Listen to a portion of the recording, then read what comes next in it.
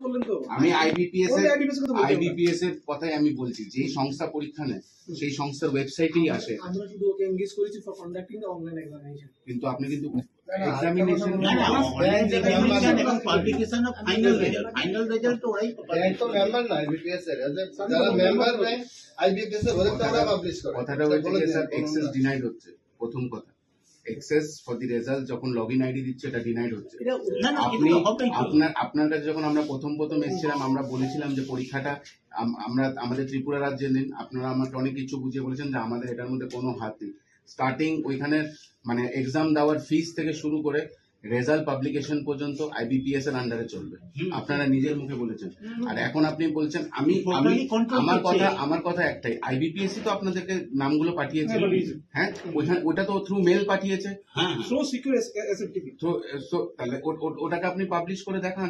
নালে মানুষ কি ভাবছে জানেন, আপনারা পয়সা নিয়ে বইগুলো বিক্রি করেছেন।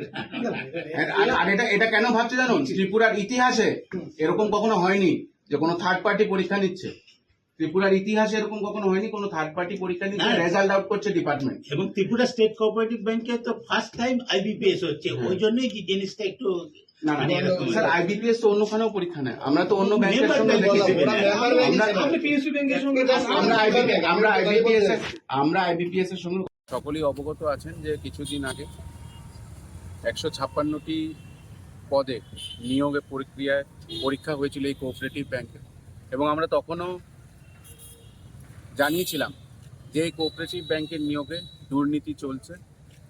এবং আমরা যখন তৎক্ষণিক এমডি সাহেবের সঙ্গে কথা বলি, এমডি সাহেব আমাদেরকে বলেছিল যে এই পরীক্ষাটি একটি সংস্থা আইবিপিএস এর অন্তর্গত হচ্ছে এই পরীক্ষাটা, এবং এটার মধ্যে ওদের কোনো হাত নেই, এবং রেজাল্ট থেকে শুরু করে মেরিট লিস্ট পর্যন্ত সব আইবিপিএস এর হাতেই দেওয়া হবে।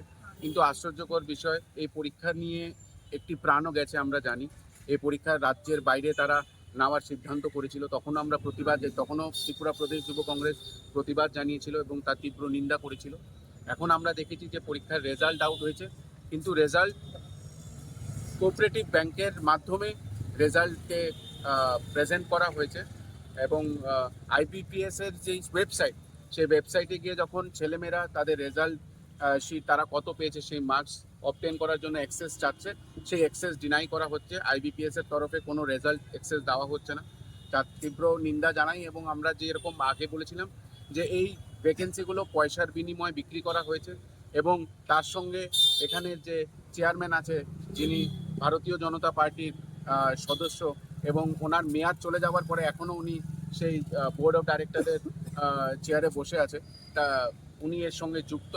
এবং আমাদের কাছে সূত্রের খবর আছে যে পরীক্ষাটা যখন আইবিপিএস নিয়েছে তো রেজাল্টটাও আইবিপিএসই ছাড়বে, কিন্তু এখানে আমরা দেখেছি যে আইবিপিএস সেই রেজাল্টের অ্যাক্সেসই নেই, ওয়েবসাইটে কোনো রকমের রেজাল্ট নেই। রেজাল্ট শিট আউট করেছে আমাদের ত্রিপুরা কোঅপারেটিভ ব্যাংকের তরফ থেকে, এবং ওখানে এমডি সিল সইও আছে, যেটা আজ পর্যন্ত এই ত্রিপুরা রাজ্যে হয়নি। কারণ অন্যখানেও আমরা দেখেছি যে পরীক্ষাগুলো হয়, ত্রিপুরা রাজ্যের যে অন্য পরীক্ষাগুলো হয়, তারা যে থার্ড পার্টি সেই পরীক্ষাগুলো কন্ডাক্ট করে, সেই থার্ড পার্টি সেই রেজাল্টগুলো, সেই মেরিট লিস্টগুলো আউট করে। এইভাবে করে দিনের পর দিন রাজ্যের মেধাবী যুবকদের জীবন শেষ করে পয়সার বিনিময়ে ভ্যাকেন্সি পোস্টগুলোকে বিক্রি করে দিচ্ছে নানান জায়গায়, তার তীব্র প্রতিবাদ জানাই। তাই আজ আমরা 5 জনের এক প্রতিনিধি দল ত্রিপুরা প্রদেশ যুব কংগ্রেসের তরফ থেকে এমডি সাহেবের সঙ্গে দেখা করব, এবং আমরা ওনাকে বলবো অতি সত্বর যাতে যেই আইবিপিএস কোম্পানিকে ওরা এর ভার দিয়েছিল তার ওয়েবসাইটে যেন অ্যাক্সেস খুলে দেয় রেজাল্টে, যাতে আমাদের ছেলেমেয়েরা, আমাদের যুবক ভাই বোনরা যারাই পরীক্ষা দিয়েছে তারা জানতে পারে যে তাদের রেজাল্ট, তাদের পারফরমেন্স কি। আপনি বললেন দুর্নীতি হয়েছে, তাহলে পরীক্ষা কি বাতিলের দাবি থাকবে? দেখুন, দুর্নীতি হয়েছে এই জন্য বলছি কারণ আজ পর্যন্ত এটা কোথাও হয়নি। যখন একটা থার্ড পার্টি পরীক্ষা কন্ডাক্ট করে, যেমন এখানে কোঅপারেটিভ ব্যাংক আইবিপিএসকে পরীক্ষা নেওয়ার জন্য নিয়োগ করেছে, সেই আইবিপিএস এর সিস্টেমেই পরীক্ষা হয়েছে, সেই আইবিপিএসই মেরিট লিস্টটাকে আউট করবে। কিন্তু এখানে দেখা গেছে যে আইবিপিএস মেরিট লিস্ট কোনো কিছুই প্রেজেন্ট করেনি। ওদের ওয়েবসাইটে গিয়ে যখন লগ ইন আইডি দিয়ে অ্যাক্সেস খোলার চেষ্টা করছে, কোনো অ্যাক্সেস খুলছে না, কোনো রকম রেজাল্ট সেই ওয়েবসাইটে নেই। কিন্তু কোঅপারেটিভ ব্যাংক তার নিজের সিল সই দিয়ে কোঅপারেটিভ ব্যাংকের তরফ থেকে একটা রেজাল্ট শিট বের করেছে, যেটা মানে আজ পর্যন্ত কখনো হয়নি, এবং এটা সিস্টেমের বাইরে। তো তার থেকেই আমরা বুঝেছি যে এখানে চরম ধরনের একটি দুর্নীতি চলছে এবং আমাদের যারা পরীক্ষা দিয়েছে তারা নিজেরাই বলছে যে এটা কখনো এরকম ভাবে এটা হয় না, এটা সিস্টেম না, সিস্টেমের বাইরে গিয়ে ওরা টাকার বিনিময় সেই ভ্যাকেন্সিগুলোকে বিক্রি করে এখন তাদেরকে চাকরি দিয়ে তাদেরকে চুপ করে বসাবে। রেজাল্ট কবে বের হয়েছে? রেজাল্ট পরশুদিন বেরিয়ে। Subscribe to Tripura Info and press the bell icon so that you never miss any latest updates and news on Tripura.